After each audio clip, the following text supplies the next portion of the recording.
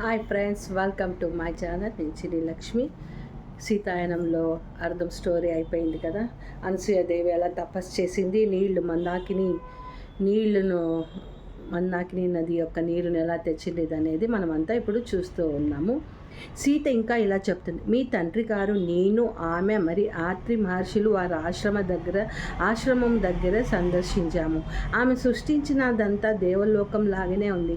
ఆ నది స్ఫటిక మాత్రమే స్వచ్ఛంగాను సమృద్ధితోనూ చేపలు, తాబేళ్లు, కప్పలు, గానాలతోనూ నిండి ఉంటుంది. అందమైన బాతులు నీటికి అందాన్ని తెస్తూ ఉంటాయి. నెముళ్ళ అడవుల్లో స్వేచ్ఛగా సంచరిస్తాయి. వృక్ష జంతు జలాలు సమృద్ధిగా ఉండడంతో అక్కడ మానవ ఆవాసం తిరిగి నెలకొనింది. అక్కడంతా జంతువులు, మానవులు అందరూ ఉన్నారని తను చెప్తూ ఉన్నదన్నమాట. ఇది అంతా ఇచ్ఛాశక్తి, ప్రేమల వల్లనే సాధ్యమైనది. ప్రపంచం మీద ఋషి అనసూయ కురిపించే ప్రేమను ఎప్పటికీ మర్చిపోవద్దు అని చెప్తూ ఉన్నది. ఏదో ఒకరోజు మేము ఆమెను కలుసుకోగలమా అడిగాడు కుషుడు. నేను అలాగే ఆశిస్తాను అని మాత నిశ్శబ్దంగా ఉంది. అది నా కోరిక. నేను ఈ భూమిని విడిచి వెళ్ళే ముందు నిన్ను మరొక్కసారి కలవాలన్న కోరిక. అనసూయ మాత ఆ మాటలు అనుకున్న తర్వాత ఒక మృదువైన వాయువు సమాధానం అత్యంత మృదువుగా ఇచ్చింది. తదాస్తు అంట. ఆ మరుసటి రాత్రి మళ్ళీ కథకు సమయం దగ్గర పడ్డప్పుడు బాలురు అనసూయ, ఋషి, మందాకిని నదుల కథను అడిగారు. మాత నవ్వి, ఈ కథను రాత్రే చెప్పాను, మీకు కొత్త కథ వినటం ఇష్టం లేదా అంది.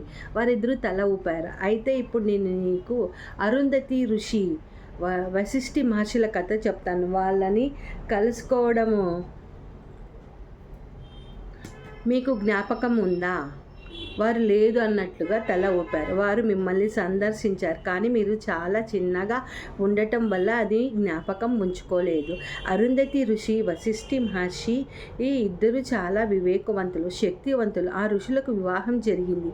వశిష్ఠి మహర్షి ఏ ఆయుధానైనా తిప్పగొట్టగల మంత్రాన్ని తెస్తే అరుంధతి ఋషికి వితరణ శక్తి ఉంది. ఆమె ఎంతమందికైనా భోజనం పెట్టగలదు. ఒక్కరోజు కౌశికుడు అనే మహారాజు వారి శక్తుల గురించి విని ముందుగా తెలియజేయకుండా తన పెద్ద సైన్యంతో వారిని సందర్శించటానికి వచ్చాడు. ఋషి అరుంధతి వారందరికీ ఆహారం సమకూర్చింది. వారు బయలుదేరిపోతుండగా మహారాజు ఆమె అంతమందికి ఇంతకుముందు నేను తెలియచేయకుండానే తయారు చేసే సమయం లేకుండా ఆహారం సమకూర్చగలిగారు. రహస్యం ఏమిటో అని అడిగారు. ఋషి అరుంధతి చాలా మర్యాదగా ప్రభు ఆశీర్వాదం వలన అని చెప్పింది. మహారాజు సైనికులు కొందరు తమ వశిష్ఠి మహర్షి వద్ద ఒక పవిత్రమైన ఆవు, కామధేను ఉందని, అది లెక్కలేనని పాలిస్తుందని విన్నామని చెప్పారు. ఆ ఆవు వారు సమృద్ధి రహస్యమని భావించి తమ రాజుకు దానిని బహుమతిగా ఇవ్వమంటారు. వశిష్ఠి మహర్షి క్షమాపణ కోరుతూ ఆ కామదేవి తన భార్యకి ఎంతో ప్రియమైనదని, అది ఆమె కొరకు మాత్రమే పాలిస్తుందని, దానివల్ల వారికి ఏమీ ఉపయోగం ఉండదని అన్నాడు. ఈ తిరస్కారం మహారాజును ఆగ్రహానికి గురి చేసింది. తను కోరినది ఏదైనా ఇవ్వడానికి ఎప్పుడు ఎవరూ తిరస్కరించలేదు. దాంతో అతను సైనికులను ఆ ఆవును తీసుకురమ్మని ఆదేశించారు. వశిష్ఠి మహర్షి తన భార్య వైపు చూశారు. వారిద్దరూ ఒకే మనసు కలిగి ఉండటం వల్ల ఏం చేయాలో ఆమెకు తెలుసు. ఆమె ఆవు ముందు నిలబడి మహారాజుతో, మహారాజా, నేను మిమ్మల్ని ప్రార్థిస్తున్నాను, ఈ ఆవును నా నుంచి విడిదీయవద్దు. అది నా కుమార్తె వంటిది. బిడ్డను తల్లి నుంచి వేరు చేయడం అన్యాయం. అది మీకు ధర్మం కాదు అని అంటుందన్నమాట అనసూయాదేవి. మహారాజు దేనితో విచక్షణ కోల్పోయాడు. అతని వశిష్ఠి మహర్షికి మధ్య యుద్ధం జరిగింది. తన శక్తివంతమైన ఆయుధాలన్నింటినీ మహర్షి మంత్రాలతో తిప్పికొట్టడంతో అతని కోపం మరింతగా ఉప్పొంగింది. తన భౌతిక శక్తి సామర్థ్యం కంటే తన తపస్సు గొప్పదని గ్రహించి తన మహారాజ అత్వాన్ని వదిలి శక్తి సంపాదన కోసం గాఢధాన్యంలోకి ప్రవేశించాడు. అతను సాధన చేశాడు. తన స్వయం కృషితో శక్తివంతమైన ఋషిగా మారాడు. అయితే వశిష్ఠి మహర్షి శక్తి ముందు తాను సాధించినది ఎందుకు కాదని గ్రహించి ఆగ్రహంతో వారిద్దరితో ఆయన, మీకు కుమార్తెలా చూసుకునే ఈ గోవును నాకు ఇవ్వడానికి నిరాకరించారు కనుక మీ కుమారులందరూ చచ్చిపోవాలని శపిస్తారు. ధ్యాన సాధన ద్వారా అతను శపించే శక్తి పొందాడు. మాత తన కుమారుల ముఖంలో భయాన్ని చూసి కొంతసేపు ఆగింది. వాళ్ళందరూ చనిపోయారా? కుషుడు నెమ్మదిగా అడిగాడు. అవును, ఋషి అరుంధతి, వశిష్ఠి మహర్షి వారి కుమారులందరూ చనిపోవడం చూశాను. చూశారు. కానీ ఒక ఋషి శాపాన్ని తిప్పకొట్టకూడదు కనుక వారు నిస్సహాయంగా చూస్తూ ఉండిపోయారు. మహారాజు వారిని ఓడించలేకపోయారు, కానీ వారి హృదయాలను గాయపరిచారు. అయితే ఆ శాపం వారి కుమార్తెలకు అంటలేదు. వారి కుమార్తెలు తమ తల్లిదండ్రులు విచారం చేసి వారి బాధను తొలగించటానికి తామేం చేయాలో అని చర్చించుకున్నారు. వారిలో ఒక కుమార్తె తల్లి దగ్గరికి వెళ్ళి, అమ్మ, నేను నిన్ను వేడుకుంటున్నాను, దయచేసి ఏ శాపాలు చంపటాలు తల్లిదండ్రులకు విచారంలోని లోకాన్ని సృష్టించు. ఋషి అరుంధతి తన కుమార్తె కళ్ళలో నాశం చేసి, అవును, నేను అది చేయగలను, ఆ విధమైన ప్రపంచాన్ని సృష్టిస్తాను అని ఆమె తమ కుమార్తెల యొక్క సహాయాన్ని అడిగింది. అప్పుడు ఆమె కుమార్తెలు ఎంతో వివేకవంతులు, ధ్యానంలో ఎంతో సాధించారు. తమ కుమార్తెలందరూ తన పక్కనే ఉండగా ఆమెకు ఆ విధమైన ఆదర్శలోకం సృష్టించడం కోసం సుదీర్ఘకాలం గాఢ ధ్యానాలు చేసింది. దాని ఫలితం ఏంటో మీకు తెలుసా? ఆ పిల్లలు మాట్లాడలేదు. నాతో పాటు బయటికి రండి, నేను మీకు చూపిస్తానంది మాత చెరో చేతిని పట్టుకుంటూ. వారి చీకట్లో బయటికి వెళ్ళగా మాత నక్షత్రాలతో నిండిన స్వర్గాన్ని పరిశీలించి ఆ ఒక నక్షత్రాన్ని చూపిస్తూ, అదిగో, అది అరుంధతి ఋషి, ఆమె కుమార్తెలు సృష్టించిన లోకం. మానవ ప్రపంచానికి శాపాలు, విచారం లేని లోకం సృష్టించడం సాధ్యమేనా అని తెలియచేయటం కోసమే వారు సృష్టించారు. ఆ తర్వాత వశిష్ఠి మహర్షి సృష్టించిన లోకం, అది ఈ ఆదర్శ ప్రపంచాన్ని రక్షించడానికి సృష్టించబడింది. అది ఎంతో ప్రకాశవంతంగా ఉన్నదో చూస్తున్నారా? ఆయన తన పిల్లలు సృష్టించిన లోకాన్ని రక్షిస్తూ నిలబడ్డారు. అది వారి ప్రేమకు చిహ్నం. ఆ రెండు నక్షత్రాలు ఎప్పుడు ఒకదానికి ఒకటి దగ్గరగానే ఉంది. మనకు ఒక్కొక్కరిని రక్షించుకొని కాపలా కాసుకోవాలని, ప్రోత్సహించుకొని పోషించుకోవాలని అవసరాన్ని గుర్తు చేస్తూ ఉంటాయి. ఈ లోకాల సృష్టి తిరిగి వారి జీవితంలోకి ఆశను, వెలుగును తెచ్చింది. ఇప్పుడు ఆ లోకాన్ని ఋషి అరుంధతి కుమార్తెలు పాలిస్తూ ఉంటారు. అది ఎంతో సుందరమైనది. మీరు నన్ను అక్కడికి తీసుకువెళ్తారా అడిగింది ఆమె నవ్వుతూ. వద్దు వద్దు అని అరిచాడు కుశుడు. ఆమెను పట్టుకొని వేలాడుతూ, నేను ఇక్కడే ఉండాలి అనుకున్నాడు. అమ్మా, నీవు నిజంగా అక్కడికి వెళ్ళాలా అని అడిగాడు లవుడు. నిజంగానే అది ఎంతో అందమైన లోకం. నేను అరుంధతి ఋషి కుమార్తెలకు తన తల్లిదండ్రులు అంత దుఃఖం నుంచి తేరుకునేటట్టు చేసినందుకు వారికి ప్రణామాలు అర్పించడానికి వెళ్తాను అమ్మ, మొదలు పెట్టాడు లవుడు. మాత అతని వైపు తిరిగింది. అందుకేనా మనము ఆవులు అంతగా ప్రేమిస్తాము? అది కూడా ఒక కారణం ఆమె బదులిచ్చింది. ఏ ఆవునైనా చూసినప్పుడు నాకు కామదేవు అనేక ఋషి అరుంధతికి మధ్య గల ప్రేమ, విశ్వాసాలు గుర్తుకు వస్తాయి. మహారాజు వద్దకు వెళ్ళినట్టయితే ఆయన కామదేవు బహుమానాలు దుర్వినియోగం చేసి ఆమె జీవితాన్ని దుర్భరం చేసి ఉండేవాడు. ఆమె కుమార్తెలను రక్షించడం కోసం ఎన్నో సంవత్సరాల పాటు తమకు ఎంతో చేసిన ఆమె ఆ విధి కర్మ నుండి తప్పించుకోవడం కోసం అరుంధతి తనకి ఎంతో ప్రియమైన కుమారులను త్యాగం చేయవలసి వచ్చింది. ఆమె వ్యక్తిగతంగా ఎంతో విలువైన మూల్యాన్ని చెల్లించి ధర్మాన్ని నిలిపింది అని మాత నవ్వి ఇంకా ఇలా అంది. మీరు ఆడ జంతువులన్నింటినీ మీ కుమార్తెలాగే చూడాలి. మగ జంతువులన్నీ మా కుమారులాగానే అని కుశుడు అడిగాడు. మాత తల ఊపింది. మీరు వాటిని మీకు వీలైనంతగా రక్షించాలి. చల్లగాలి వస్తుంది, లోపలికి వెళ్దాం పదండి అని చెప్తుందన్నమాట సీతామాత. వారు లోపలికి వెళ్ళి సర్దుకున్నాక కుశుడు వారి కుమారులను మరణించమని శపించిన ఆ దుష్ట మహారాజుకి ఏమైంది అని అడిగాడు. ఆయన ఒక గొప్ప ఋషి అయ్యాడు. ఆయనే విశ్వామిత్ర మహర్షి. ఆ బాలురు కళ్ళు పెద్దగా చేసి ఆశ్చర్యంతో, అవునా, చాలా చాలా సంవత్సరాలు తపస్సు చేసిన తర్వాత ఒక గొప్ప ఋషి అయ్యాడు. తన అనుచుకోలోని కోపం వల్ల ఏర్పడిన పరిమాణాలతో పొందిన విచారాన్ని అధిగమించాడు. అనేక సుదీర్ఘ ధ్యానాలతో ఆయన ఒక గొప్ప మంత్రం, గాయత్రి మంత్రాన్ని తీసుకోరాగలిగాడు. మీరు ప్రతిరోజు ఉదయమే దాన్ని జపిస్తూ ఉంటారు కదా, అవునా అని అడిగారు బాలురు. తల ఊపారిద్దరు. అది విశ్వామిత్ర మహర్షి దేవలోకంలో విని దాన్ని భూలోకానికి తీసుకొచ్చాడు. మన చెవులు అంత బాగా వినగలవు. మన మానవ శరీరం వినలేని ఎన్నో మధురమైన శక్తివంతమైన ధ్వనులు ఉన్నాయి. అయితే తన ధ్యానం వల్ల ఆయన ఆ శక్తివంతమైన మంత్రాన్ని మానవులు వినేటట్టుగా చేశారు. ఒకానొక రోజు వశిష్ఠి మహర్షి ధ్యానంలో ఉండగా గాయత్రి మంత్రం జపం వినపడింది.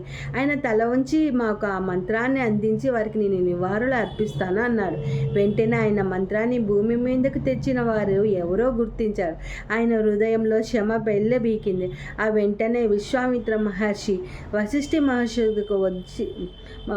మహర్షి వద్దకు వచ్చి క్షమాపణలు చెప్పాడు. ఆయన క్షమించాడు.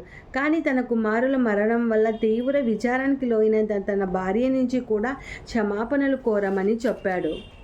అరుంధతి ఋషి యొక్క హృదయం ఆకాశమంతా విశాలమైనది. ఆమె తనలో ఏ కోపాన్ని నిలిపి ఉంచుకోలేదు.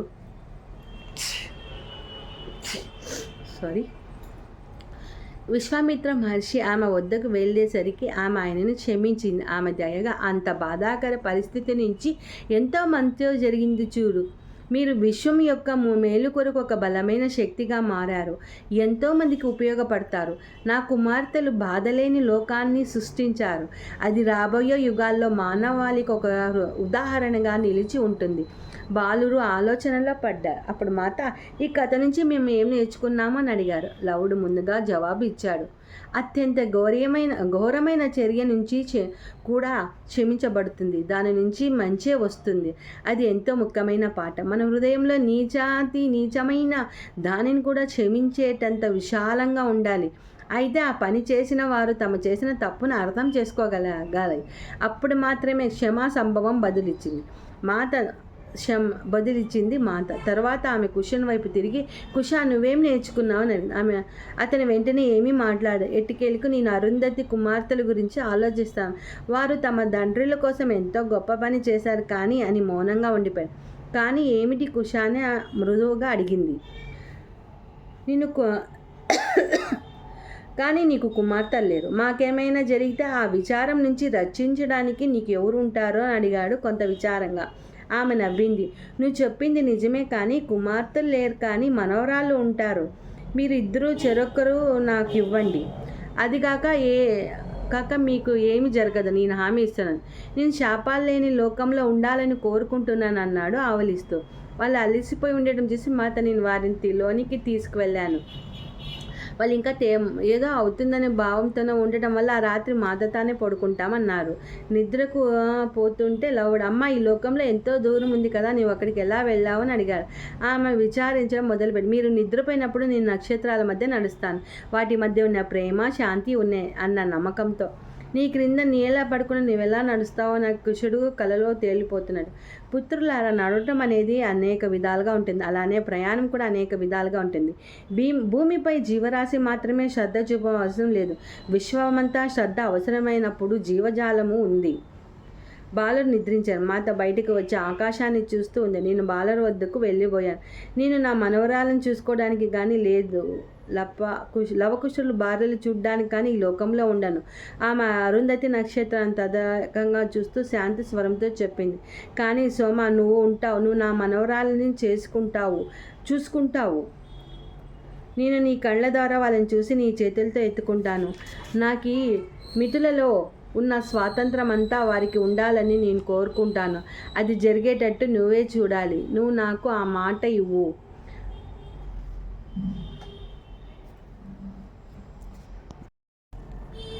మాత, మీరు ఇలా ఎందుకు మాట్లాడుతున్నారు? మీరు యవ్వనంలోనే ఉన్నారు, ఆరోగ్యంగా ఉన్నారు. నేను హెచ్చరించబడ్డాను. నా మీదకు ఒక భారం వచ్చి పడింది. ఆమె నా ప్రశ్నలకు బదులివ్వకపోగా నన్ను వాగ్దానం చేయమని బలవంతం చేసింది. సీతామాత ఆమెతో బలవంతంగా ప్రామిస్ చేయించుకుంటుంది అనమాట. నేనుండను, నా పిల్లల్ని బాగా చూసుకో, నీ కళ్ళతో చూస్తే నా కళ్ళతో చూసినట్టు, నీవు ఎత్తుకుంటే నేను ఎత్తుకున్నట్లుగా ఆమె చెప్తుందనమాట. మాత, మీరు ఏం అడిగినా నేను చేస్తానని మీకు తెలుసు. దయచేసి ఈ లోకం నుంచి వెళ్ళిపోతాను అనకండి అని ఆమె చెప్తుంది. అది నేను వినలేదు. మా ఇద్దరి మధ్య ఒక విధమైన విషయం రావటం ఇదే మొదటిసారి. ఆమె ఎంతో కాలం మాతో ఉండదు అన్నదానికి మొదటి సూచన కూడా. కొన్ని రోజుల తర్వాత నేను పిల్లలను నిద్రపుచ్చుతూ ఉండగా లవుడు కుషుడితో, అమ్మ చెప్పే కథలు మనం ఆశ్రమంలో వినే కథల కంటే భిన్నంగా ఉంటాయి. ఆమె చాలా గొప్ప ఋషి అయి ఉంటుంది. మన గురువు గారి కంటే కూడా ఇప్పటి వరకు వారిలో ఉన్న ఋషులందరికంటే కూడా చాలా గొప్పది బదులిచ్చాడు కుషుడు. నవ్వుకున్న నిజంగా వారికి తమ తల్లి ఎవరో తెలుసు అనుకున్నాను. పిల్లలు పెరుగుతూ ఉంటే కొద్ది మాత వారికి కథలు చెప్పడం కూడా కొనసాగించి ఒకానొక రాత్రి వారి అహల్యాదేవి గౌతమి మహర్షుల కథ చెప్పమని అడిగారు. వారి గురించి మీకెలా తెలిసింది అని ఆరా తీసింది. ఆ కథ ఎప్పుడు చెప్పలేదు అని కూడా తెలుసా మీకు? అది అర్థం చేసుకునే వయసు ఇంకా రాలేదని భావిస్తూ దాని కుషుడు గౌతమ మహర్షి వారి పట్ల తన పట్ల విశ్వాసంతో లేకపోవడం వల్ల శపించాడని, ఇది భార్యలందరికీ ఒక పాఠం అని ఆశ్రమంలోని బాలరు ఒకరు చెప్పారని బదులిచ్చారు. దాని అర్థం ఏమిటమ్మా అని అడిగారు. మాతో ఊరుకుంది. ఆమె వారితో ఆ కథ చెప్పవచ్చా లేదా ఆలోచిస్తుందని అనుకున్నాను. చివరికి ఆమె చెప్పడానికి నిశ్చయించుకుంది. నేను జరిగిన కథ చెప్తాను, ఎందుకంటే వాళ్ళు నాకు తెలుసు అంటూ మొదలుపెట్టింది. నేను చిన్నపిల్లగా ఉన్నప్పుడు గౌతమ్ మహర్షి అహల్య ఋషులు కుమారులు మా కుటుంబంలో పురోహితులు. ఆయన అంటే చాలా ఇష్టం ఉండేది. కానీ ఎప్పుడు విచారంగా ఉంటుంటో నేను ఆయన వద్దకు వెళ్ళేదాన్ని కాదు. మీరెందుకు విచారంగా ఉన్నారని నేను ఎప్పుడు అడిగినా ఆయన చాలా ఏళ్ల క్రిందట మా కుటుంబంలో ఒక విషాదం ఏర్పడింది, అది ఎప్పటికీ తీరదు అని చెప్పేవాడు. నేను మా తండ్రి వద్దకు వెళ్ళి ఏం చేయాలని అడగగా తండ్రికి ఆ తల పక్కించి సరైన సమయం కోసం ఎదురు చూడాలి అంతే అన్నాడు. ఆ విషాదం ఏమిటో నాకు ఎప్పుడూ చెప్పలేదు.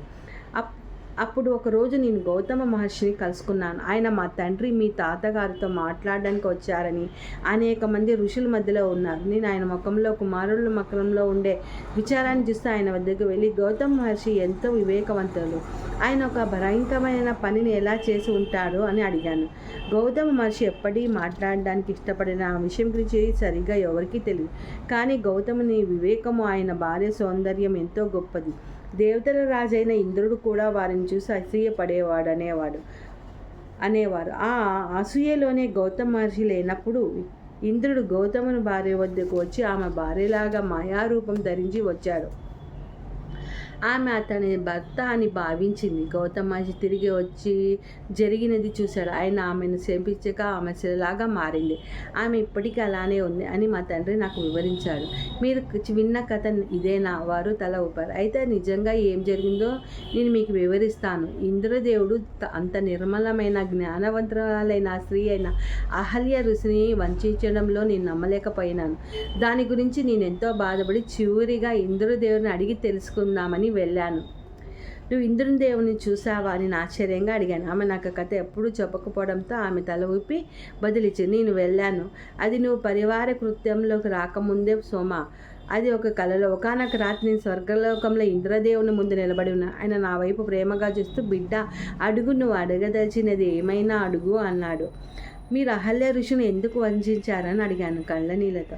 ఆయన ఋషులను పరీక్షించి వారిలో మిగిలి ఉన్న అపరిపక్వతలను వెలికి తీయటంలో దేవుళ్ళు మరి దేవతల విధి. వారు ఈ స్వర్గలోకంలో ప్రవేశించడానికి అనుమతింపబడాలన్నదే ఆయన అవసరం. దాంతో నేను ఆమె భర్త రూపం ధరించి అహల్య గ్రాహత్య స్థాయిలను పరీక్షించటానికి వెళ్ళాను. నేను కుటీరంలోకి వెళ్ళగానే ఆమె నా మాయారూపం గ్రహించి నా భర్త రూపంలో ఎందుకు వచ్చావని అడిగింది. నేను నీ గ్రాహత్యను పరిశీలించటానికి, సత్యం గ్రహిస్తావో లేదో అని తెలుసుకోవడానికి అని చెప్పి సెలవు తీసుకున్నాను. అప్పుడు గౌతమ మహర్షి తన ధ్యానం నుంచి తిరిగి వస్తున్నాడు. ఆయన ఇంకా అతని రూపంలో ఉన్న నన్ను చూసి నా భార్యతో చెడుగా ప్రవర్తించావని అనుకున్నాడు. కోపం అంకురించింది. నన్ను శపించబోగా అహల్య ఋషి వచ్చి దాని వలన ప్రకృతిలో రాబోయే భయానక పరిమాణాలు తప్పించుకోవడానికి ఆయనను అడ్డుకున్నది. ఆమె నాకు ఆమె భర్తకు మధ్య అడ్డంగా నిలబడి ఆ శాపాన్ని తాను స్వీకరించింది. వెంటనే ఆమె శిలగా మారిపోయింది. ఇంద్రుడు చెప్పటం కొనసాగింది. నేను అతని వైపు తిరిగి ఎంతో విచారంతో ఈ విధంగా చెప్పాను. చూడు మహర్షి, నీ కోపం ఒక అమాయక స్త్రీని ఏ తప్పు చేయని ఆమెను ఏం చేసిందో చూడు. నేను మీరిద్దరిని పరీక్షించడానికే వచ్చాను. అహల్య నా మారు వేషంలో కూడా నన్ను గుర్తించి ఏం తప్పు చేయలేదు. కానీ నువ్వు నీ కోపం నుంచి బయటపడక సందేహపడ్డావు. నేను ఋషి అహల్యతో నాతో పాటు స్వర్గలోకానికి రావడానికి లేదా తన భర్త కోసం పోగొట్టుకునేదాకా ఈ రాయిలాగే కోపాన్ని పోగొట్టుకునేదాకా ఈ రాయిలాగే మిగిలి ఉంటామో ఏదో ఒకటి ఎంపిక చేసుకో అన్నాను. ఆమె తన శిలలాగే నిలిచి ఉంది. ఆ ఇద్దరూ కలిసి స్వర్గలోకం రావటాన్ని ఎంపిక చేసుకున్నది. దీనికి వేరే ఏ పరిష్కారం లేదా? నేను ఇంద్రదేవుడిని బతిమాలుతూ అడిగాను. త్వరలో ఒక పరిష్కారం వస్తుంది బిడ్డ. ఆ మాటలు విన్న నేను తేలికబడి హృదయంతో నిద్ర లేచాను. మాత నిశ్శబ్దంగా తన వంక ఆశ్చర్యంగా చూస్తున్న లవకుశలను పరిశీలించి కొంతసేపటికి తర్వాత ఈ కథ నుంచి ఏం నేర్చుకున్నారో అడిగాడు కుషుడు. ఇంతటి కష్టానికి కారణమైన కోపమని, ఎవరైనా దాన్ని అధిగమించాలని అన్నాను.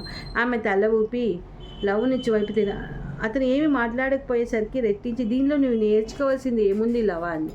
దానికి అతడు, ఋషి అహల్య ఎంత గొప్పదైనప్పటికీ గౌతమ్ మహర్షి ఆమెను విశ్వసించలేదు. ఆమె నిజంగా అతను చేసిన తప్పే. మాత, మీరిద్దరూ చెప్పింది సరైనదే. నమ్మకం లేకుంటే ప్రేమ ఉండదు. ప్రేమ లేనప్పుడు మంచితనం లేదు, ధర్మం లేదు.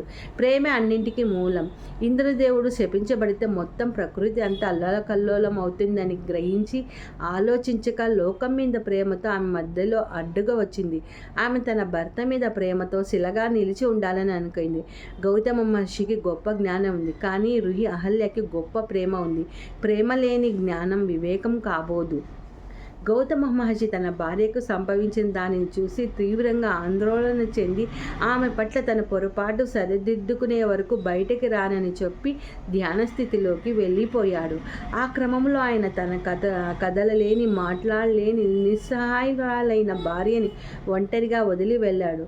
అది మళ్ళీ ఇంకా పెద్ద తప్పు. తన కోసం అంత త్యాగం చేసిన వ్యక్తిని శ్రద్ధగా చూసుకోవడానికి బదులు అతని తప్పుని ఎంచుకున్నారు. ఆ కాలమంతా దేవతలు ఆమెను జీవించి ఉండేటట్టే చూశారు. అతని ప్రేమను పొంది కోపాన్ని, సందేహాన్ని వదిలించుకోవడానికి ఎన్నో సంవత్సరాలు పట్టింది. మాత నవ్వుతూ కొనసాగింది. కనుక తరచూ ఋషులు కూడా తన అభివృద్ధి కోసం తపస్సు చేస్తూ ఉంటారు. అయితే సృష్టిలోని ప్రతి అణువులోని సహజమైనది జనించి ఉన్న ప్రేమ వారి హృదయాలు సంసిద్ధమైనప్పుడు అభివృద్ధి వేగంగా ఉంటుంది. నేను ఆ తపస్సు మంచిది కాదని, అవసరం లేదని చెప్పటం లేదు. కానీ నీ హృదయం ప్రేమకు సంసిద్ధంగా లేకపోతే దానివల్ల ఏ ప్రయోజనము లేదు. అది శక్తిని ఇస్తుంది, కానీ వివేకాన్ని కాదు. వివేకం లేని శక్తి ఎంతోమందిని దిగజారిపోయేటట్టు చేసింది. మాత తన మాటల గురించి ఆలోచిస్తూ మౌనంగా ఉండిపోయింది. కానీ అమ్మ, నిన్ను నీకు కథ పూర్తి చేయలేదు అరిచాడు కుషుడు. మా తండ్రి గారు మహారాజు శ్రీరాముడు ఆమెకు శాప విముక్తిని కలిగించారు కదా. నువ్వు సరిగ్గానే చెప్పావు. మహారాజు శ్రీరాముడు వాళ్ళిద్దరికీ శాప విముక్తిని కలిగించారు. ఆయన గౌతమ మహర్షికి తన కోపం, సందేహాల నుంచి విముక్తిని కలిగించి అతని హృదయాన్ని ప్రేమ కోసం స్థిరపరిచారు. అహల్య ఋషికి శిలారూపం నుంచి విముక్తి కలిగించారు. రామపాదం తాకిన తర్వాత ఆమె మళ్ళీ కదిలి మాట్లాడగలిగింది. ఆమె మళ్ళీ సౌందర్యవంతురాలైన మానవ జీవితంలోకి వచ్చిందని మాత బాలులను పడుకోబెట్టింది. నేను ఆమెను రాత్రిపూట తాగే పానీయాన్ని తెచ్చినప్పుడు ఆమె ఏటో చూస్తూ కూర్చొని ఉండడం చూశాను. నేను ఆమెను ఆ పానీయం ఇచ్చి పక్కన కూర్చొని, మాత, ఋషి అహల్య అంత అవమానం ఎందుకు పొందవలసి వచ్చింది అని ఆశ్చర్యపడిపోయేదాన్ని. కానీ నాకు ఆమె భర్త మీద ఉన్న ప్రేమకు ఒక పరీక్షకి సిద్ధమైందని, దానివల్ల అతను కోపాన్ని, అపనమ్మకాన్ని జయించి తనతో పాటు స్వర్గలోకంలో అడుగు పెడతాడని భావించడం వల్ల అని నేను గ్రహించాను. ఈనాటికి కూడా లోకం ఆమె తప్పు చేసిందని నిందిస్తుంది. కానీ ఆమె చేసిన త్యాగం ఎప్పటికీ ఎవరికీ తెలియదు. గౌతమ మహర్షి ఆమెకి కలగజేసింది ఇబ్బంది ఫలితంగా గాఢ ధ్యాన సాధనలు అయినప్పటికీ ఆయన హృదయం తెరుచుకోలేదు. రాముడు ఋషి అహల్యకి విముక్తి కలిగించినప్పుడు మాత్రమే ఆయన హృదయం తెరుచుకున్నది. మనం ఈ కథ విన్నాను, నౌనాన్ని తల ఆడించాను. ఇప్పుడు మాత్రమే అడవిలో నా శరీరం వెనక్కి తెచ్చింది. ఇతనే అని గుర్తించాను. చాలా ఏళ్ల క్రితం ఆ రోజు నీకు గుర్తుందా సోమ? మళ్ళీ తల ఆడి. నేను రాముడిని కలిసినప్పుడు మాట్లాడిన మొదటి మాటలో అమాయక స్త్రీ పడుతున్న ఇబ్బంది నుంచి విడుదల చేసినందుకు కృతజ్ఞతలు తెలపడం ఆయనకు ఏం బదులిచ్చానో తెలుసా సోమ? మాత, ఆయన ఏం చెప్పారని నేను ఉనికే కంఠంతో అడిగాను. ఆ కథ నన్ను ఎంతో కదిలించింది. నేను మౌనంగా కన్నీళ్లు కార్చాను. ఆమె నా వైపు మెరిసే కళ్ళతో ఆయన ఆమె ఇబ్బందిని చూసినప్పుడు పొరపాటునో, అమాయకత్వమో ఏ ఆలోచన రాలేదు. తీర్పు చెప్పే ఊహే లేదు. ఆ శిలారూపంలో బందీ ఉన్న గొప్ప ప్రేమను మాత్రమే చూశాడు. తను ఆ ప్రేమను విడుదల చేసి తిరిగి అది ప్రపంచానికి ప్రవేశిస్తుందని అనుకున్నాను. అందుకే అతను భూమి మీదకి వచ్చాడు సోమ. ఆయన అది ఆది ఆయన ఉనికి లక్షణం. కానీ స్త్రీలు ఎందుకు ఇబ్బంది పడాలి మాత? నేను మా మాత స్త్రీలోని గొప్ప దేవత ఎన్నో కష్టాలు పడిందో స్వయంగా చూశాను. నా ఆలోచనలు తెలుసుకున్న మాత గొప్ప ప్రేమతో, సోమా నేను ఈ లోకానికి ఒక మహారాణిలా ఉండటానికి రాలేదు, అది నీకు తెలుసు. కానీ మాత మీరు మహారాణియేగా అని కళ్ళు తుడుచుకుంటూ అడిగాను. నేను అదే, కానీ నేను అందుకోసం రాలేదు. నేను జన్మ తీసుకున్నప్పుడు మా భూమాత చేతులు సృహించాలని అనుకున్నాను. నేను ఆమె గర్భంలో జన్మించడాన్ని ఎంపిక చేసుకోవడానికి కారణం, దానివల్ల ఆమె నిజంగా ఒక తల్లిగా అనుభూతి చెందగలుగుతుంది. అది ప్రపంచం మొత్తానికి ఒక ఉదాహరణగా మారి అందరూ ఆమెను తమ తల్లిగా తెలుసుకుంటారు. సుదూర గతంలో అలాగే ఉంటుంది. ఇప్పుడు ఈ జ్ఞానం అంతా కనుమరుగైపోతుంది. ఆమె దృష్టి నా వైపు నుంచి మరచి దూరంగా చూడసాగింది. నేను ఈ లోకానికి మళ్ళీ వస్తూనే ఉంటాను సోమ, కొన్నిసార్లు దృశ్యంగా, మరికొన్నిసార్లు అదృశ్యంగా. ఆ జ్ఞానాన్ని తిరిగి తేవడానికి, భూమాత పట్ల, సకల జీవరాశి పట్ల ప్రేమను పెంపొందడానికి నా పని మౌనంగా చేస్తూనే ఉంటాను. నేను అందుకోసమే వచ్చాను అని చెప్తుందన్నమాట. ఇదంతా ఆ స్టోరీ, ఇది సమాప్తమైపోయింది. నెక్స్ట్ సీత అదృశ్య కార్యము, ఇది ఇంకొక స్టోరీస్ ఉన్నాయి. నెక్స్ట్ క్లాస్లో మనము ఆ స్టోరీ గురించి తెలుసుకుందాం. Thank you friends.